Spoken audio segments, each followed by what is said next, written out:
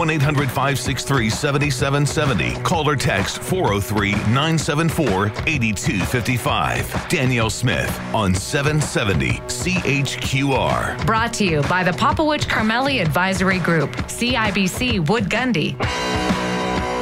All right, guys. I know you're just as triggered by that as I am. It's just that there seems to be a brick wall. And so that's why I think a lot of people wondered, is he willfully blind? Or does he have a different agenda? I think there's a number of you, for quite good reason, who think that he doesn't actually want to get pipelines built at all. I mean, when you got Gerald Butts as your principal advisor, who at World Wildlife Fund said that we should stop building energy infrastructure, is it any wonder we find ourselves in the situation we're in? Okay, we're going to have that debate happening at 11 o'clock today, because I fear that when we start seeing cancellation of projects, that especially now on the LNG side too, that side may have won. And what happens when you've scared away all of the investment in all of these big projects? It takes a long time in planning. How easy is it to get it back? We're going to talk about how the Petroleum Services Association of Canada perceives the situation we find ourselves in right now. Find out how things are going with their members, with their new president and CEO, Gary Marr, who joins me now. I keep wanting to call you Minister. Mr. Marr, thanks so much for being with me today. Thank you very much for having me today, Danielle. I think we should start there with Bill C-69, because I don't know if you heard the quote that I just played from the Prime Minister, but he says, oh, no, the Mining Association loves this bill. They think it's going to be great. I'm hearing the exact opposite message from anybody who's involved in the business of trying to get our oil and gas resources to market. They're not saying that this is going to be great. How does your association see it? Well, we see it as being damaged as a piece of legislation, and there's going to have to be some big changes made to it before it would be workable in our current context. And so actually members of PSAC and I went to Ottawa the first week of December, and we met with literally dozens of MPs and senators. We met with people in the administration. We met with people from the Prime Minister's office, and Bill Morneau's Chief of Staff, and Marlo Reynolds, who's Chief of Staff to the Environment Minister. And it's a very difficult concept for them to understand what the problems are. Chief among the problems is what they want to do with the National Energy Board. They essentially want to gut the National Energy Board and take away the expertise that resides within that board and basically make this a political decision. And that's the exact opposite of what administrative law should do. We should be having people who can appreciate the technical aspects of a project that's going forward and use that expertise to make the right decision, not one that's based on political whim and will. So the only way to fix it then, since the entire structure is building it around whether or not the Environment Minister is going to give it the thumbs up or the thumbs down, it seems like there's no way that it can be amended to salvage it. It seems like they have to scrap it and go back to the drawing board with a different way of approaching it. Well, the vote in the Senate right now has been to take this to committee, and hopefully at the committee stage, there will be a sufficient number of senators who will raise concerns about why this bill is flawed in its current situation. We think that that you can have a bill that makes things better, but in its present form, Bill C-69 is not it. Here's another example. Who has standing? In other words, who has the ability to make a presentation before this new process? It's basically anybody. So as well-meaning as people might be all over the country, and that they might have interesting opinions on it, on a particular project, they're not going to be providing anything different than what a lot of other people will be saying. And so you're going to clog up a process, and it'll make it virtually impossible to get to the end of a process. And so to me, it should be people who have standing should be those that have either particular knowledge or particular interest in a project going forward or not.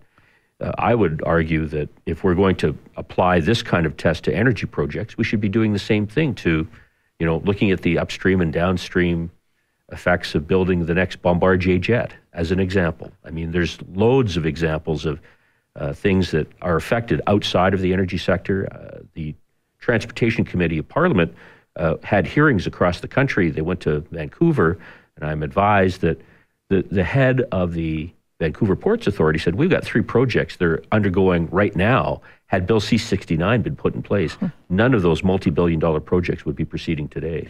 Are you able to shed some light? I don't know if you've talked to the head of the Mining Association, but I've seen that before. Now, the Prime Minister has confirmed, well, the Mining Association is on side, so it's obviously a good bill. Is there something that the Mining Association is not seeing out of this? That I think we'd have a better chance of getting the amendments if industry was speaking with one voice. When he's able to point to the Mining Association saying that they're fine, I can see why he's dismissing the concerns of the rest of the industry. I'm not sure what the exact issues are in the mining industry, so I'm not really able to speak to that. But what I can say is that that the Prime Minister has tried his best to divide and conquer various groups, and he picks and chooses from which from those voices that support his worldview. It's like we had a bowl of mixed nuts here on the table. We picked out all the cashews, and we concluded we have a bowl of cashews. We don't. It's a bowl of mixed nuts. And so the Prime Minister is picking and choosing the voices that he hears and largely ignoring others. Let's talk then about what the state of your industry is and what your members are telling you. So tell us first, give us a cross-section, the Petroleum Services Association of Canada. Who are your members? Who do you represent?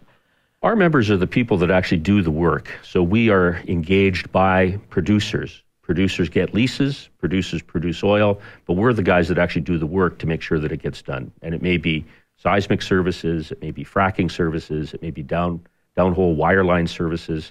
We're the guys that actually do the work. And so the direct and indirect jobs from this sector, back in 2014, it was about 880,000 people. In 2017, that was down to about 530,000 people.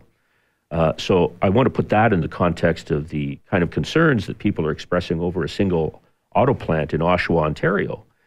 And I'm not discounting the importance of the loss of those 2,500 jobs, but the energy sector is 6 times larger than the automotive sector, but we don't get the same kind of attention. And we should, because the energy sector not only has people working coast to coast to coast, we also use a lot of manufactured goods that come out of Ontario and Quebec. And so those are important to the jobs in those 2 provinces as well. Now, I understood just from watching the discussion unfold about the issue of curtailment or pro-rationing, whatever it is you want to call it. It has had the immediate effect of at least getting our Western Canada Select prices down from $10, $11 a barrel up to, depending on which index you look at, up as high as $30 a barrel. But it strikes me from what you've said that your members are probably the ones that will be hardest hit by that curtailment. That's correct, because unlike the producers, we don't benefit from an increased price in the product. We don't sell oil. We provide the services to develop oil. And so if there's no new projects, no new production coming on, then our guys don't work. And so we're going to be watching very carefully to see what the capital budgets are for the producers for 2019. Largely, they haven't disclosed them yet. We expect that it's going to be lower, and we expect that there's probably going to be fewer jobs in the energy services sector next year. What are you seeing the companies are doing? How are they responding to it? I mean, we do hear stories, and there are guys who are even taking the videos saying, we're just moving our operations down to the U.S. So they may keep a nominal presence in Canada, but they're looking for growth in the U.S. I think that for those companies that are able to find other marketplaces, they've already done so. We've got members that say that 80% of the revenues are coming out of the Middle East or out of the United States. There's a lot of services that don't have that ability. They're not large enough to go abroad, or they provide certain kinds of services that are very local. So for those members, it doesn't help them. But a lot of the larger members that can go abroad are going abroad. And that brings me to the issue of the announcement the other day of the federal government to put $1.6 billion into things like export development. I mean, it seems perverse to take the manufacturing and the expertise and the services from a business that we can't do in Canada and use it to develop energy in another country. That seems to be a very, very odd thing and not particularly helpful to a lot of people within the industry. Which is why a lot of people were not celebrating that decision when it was announced. That gives another perspective on it. I do want to sort of see if we can bridge this conversation to one of your old hats that you used to wear when you were our envoy in China for 4 years, because it does strike me that a lot of our potential future opportunity lies in developing a relationship with China for our energy exports. But now I think our relationship has never been worse with the issues we're facing with Huawei. And I want to see your perspective on what the opportunity is and how we can repair that relationship. But we'll do that when we return on 770 CHQR. Stay with us.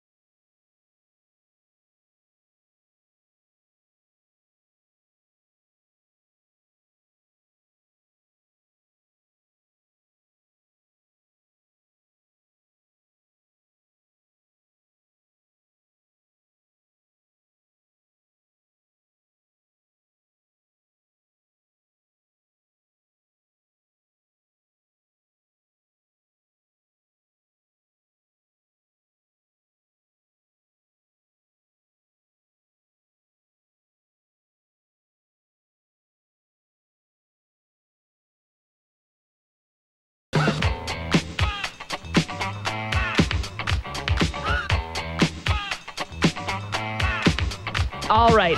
Although I would love to talk with him more broadly about the Chinese world domination agenda, I'll try to keep my comments focused on what opportunity we might have in Canada for selling our energy export projects. Because his new role, Gary Marr, is President and CEO of the Petroleum Services Association of Canada, but he did spend 4 years as Alberta's envoy in China. So Gary, let's talk about that, because I'm sort of on the fence of trying to understand whether China is a friend or a foe.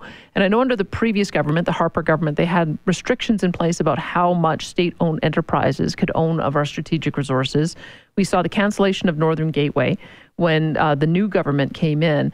And both of those decisions seem to have a bit of a hostile stance towards China, and yet we keep hearing, oh, well, they need our energy. This is where our export market should be, and yet we're having a devil of a time trying to establish an energy relationship with them. So I want to understand from the Chinese perspective, do they look at Canada as an opportunity for them, or are we just becoming too difficult to do business with that they're now looking elsewhere? I think there's a possibility for it to be an opportunity for China, but an opportunity for Canada as well. The number one and number two largest economies in the world, China and the United States, it's clear. So what is the role of a middle power like Canada? It should be to be a bridge between the number one and number two largest economies in the world. Regrettably, with this Huawei matter, it looks like we're more like a floor mat. But I would say that there is opportunities for us to be engaged with China in ways that we're not subjecting ourselves to the kind of challenges that the United States obviously has with China. And I think that there is an opportunity for the petroleum services sector to be in China. If you look at the 2012 report by CNPC that talks about the shale gas that resides in China, there's tremendous resources there.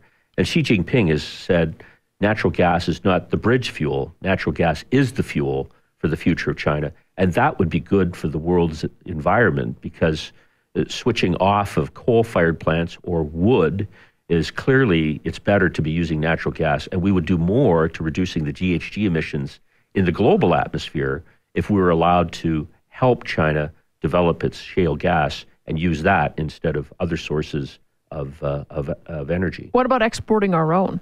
I think that exporting our own, I think that that's, China represents a huge marketplace. As the number of people enter the middle class in both China and India, I think that there are very few places in the world where places like China and India can invest in energy. Canada is one of them. And I think that if people are concerned about things like the environment, well, we establish the rules for how those resources are developed, not the Chinese.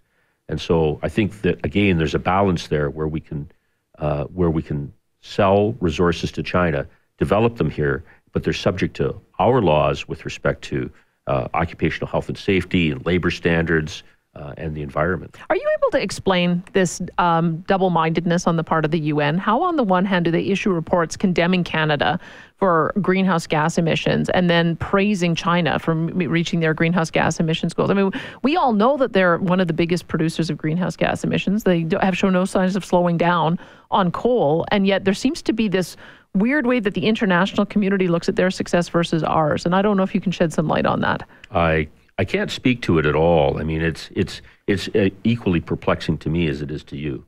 So I don't have a good answer for you on that. Is there some way, though, that we could get credit if we were to develop our LNG resources, displace coal plants in China, that we would get some credit internationally for reducing those emissions? It seems like no matter what we do, the end result from those who are on the environmental lobby seems to be that we've got to just stop producing, when there seems to be a really positive case that we could make on the environmental front.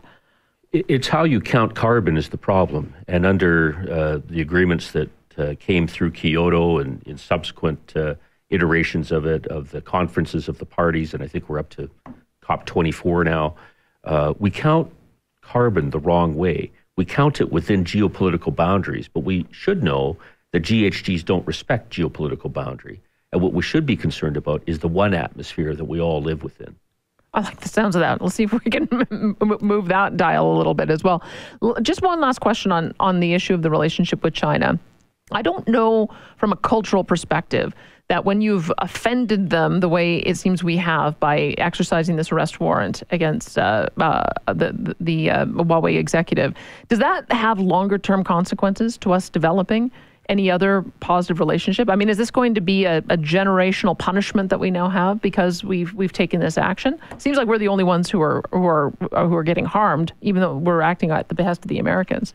Look, I don't wish to discount the sorrow that 3 Canadians have found themselves in as a consequence of being caught up in this in retaliation for the extradition order that's been placed on the Huawei executive, Ms. Meng. However, having said that, in the longer term, I think that it's going to be not a generational problem. Canada has a very good reputation in China for all kinds of historic reasons, ranging from Norman Bethune to the Canadian Wheat Board, lending or selling wheat on credit during a famine in China in the early 1960s, to Pierre Trudeau's recognition of China, the communist China, as the true government of China back in the early 1970s, before most Western leaders. So Canadians have generally a very, very good reputation within China, and I think that we can continue to work on that. All right, and I was going to say on a positive note, because I know you've written a Christmas poem, but it's actually kind of a bleak Christmas poem. But in the spirit of Christmas, why don't I get you to finish off reading this? This, of course, again, is Gary Marr, who is the President and CEO of the Petroleum Services Association of Canada. Well, the background to this is that PSAC and its members went to Ottawa the first week of December of this year and we were lobbying for changes to Bill C-69. So this is my president's report. 'Twas weeks before Christmas, and on Parliament Hill, PSAC traveled to fight a government bill. C-69 will wreak devastation on energy projects across this great nation. Canadian Energy is a responsible brand that benefit all those who live in our land. We should be proud, without being crass, of the importance of clean-burning natural gas. Our oil is produced with the greatest of care to protect our soil and water and air. But now, days before Christmas, all through the land, not a pipeline is pending, no chance to expand. The proceedings, so endless, were done for the season, none scheduled for judges to listen to reason. Energy workers were resigned to their beds, where hopes of employment played in their heads.